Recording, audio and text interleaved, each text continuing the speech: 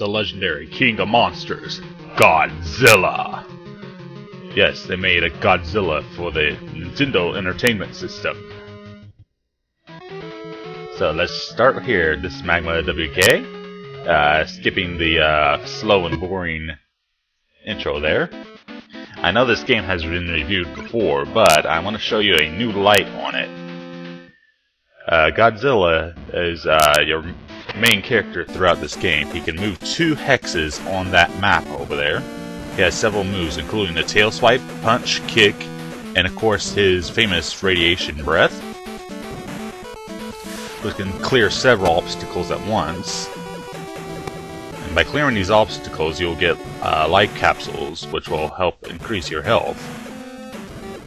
Now, the game itself is pretty fun if you take it as a side-scroller rather than a actual simulation of what Godzilla really did.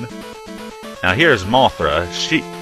She or he, I forget which, gets to move 4 spaces on the hex grid.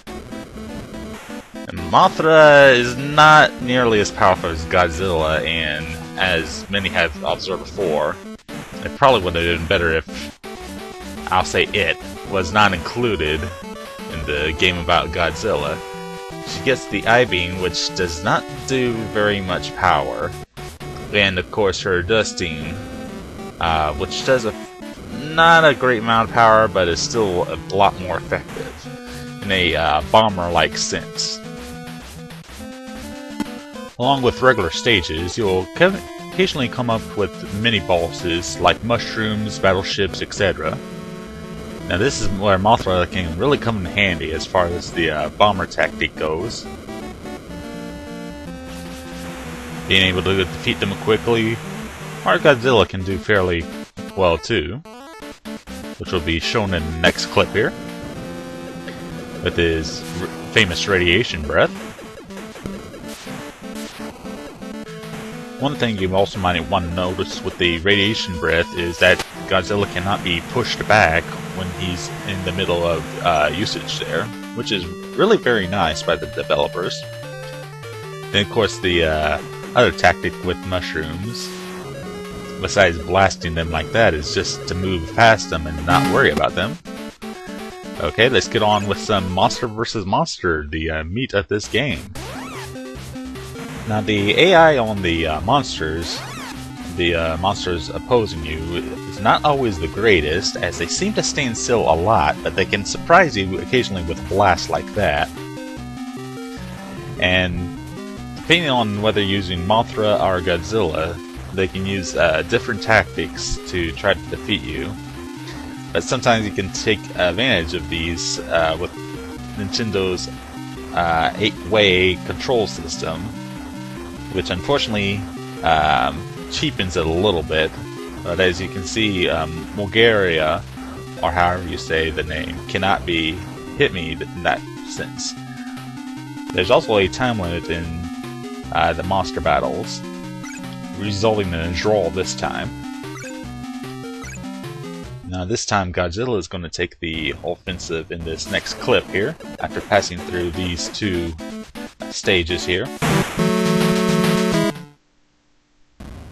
Against Godzilla, probably one of the cheaper bosses, even though it's the easiest. See, my radiation breath already took it below half, but occasionally him and other monsters will occasionally bash you against the wall and hold you there for untold time. With Godzilla, it's not going to hurt you, but with others, it's going to do some major damage. And with each monster you defeat, you usually gain a level, depending on the difficulty, of course, and that's a rare occasion there. If the monster thinks they cannot win a battle and they're weakened, they will retreat to the next planet, quote-unquote. You won't be able to fight them again on the planet you're on. Now, I'm going to go ahead and show this clip here just to talk about the graphics, controls, and music for a little while.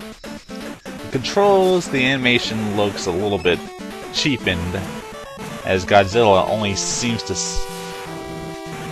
have 2 or 3 positions instead of like a necessary 8 or so. he seems to slide along occasionally.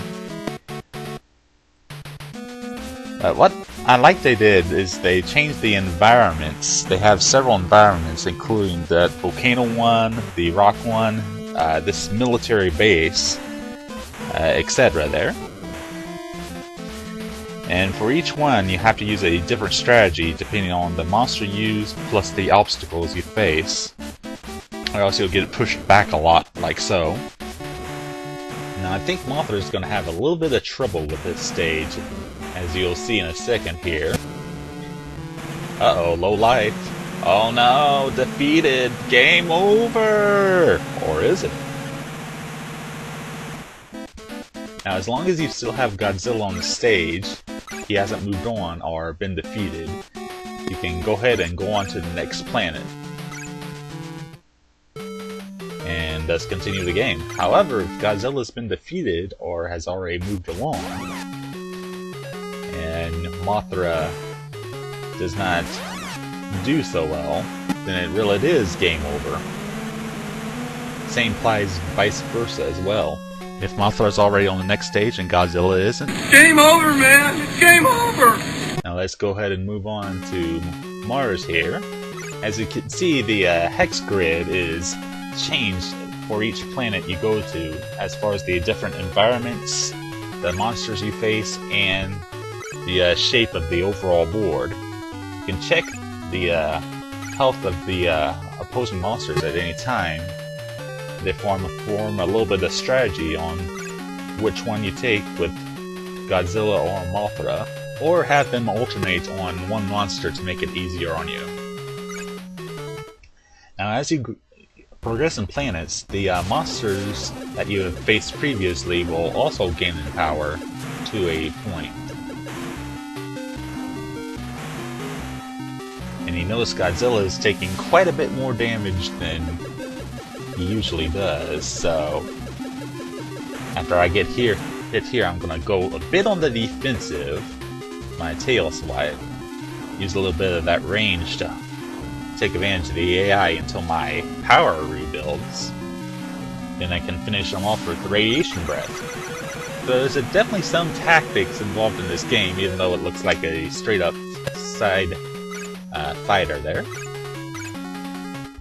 And also going through the stages, you can get capsules to restore your life back to full. Now, another strategic point I want to talk about is the breath weapon. As you see there, if I did it at point blank, I didn't even do 2 blocks of damage on Baron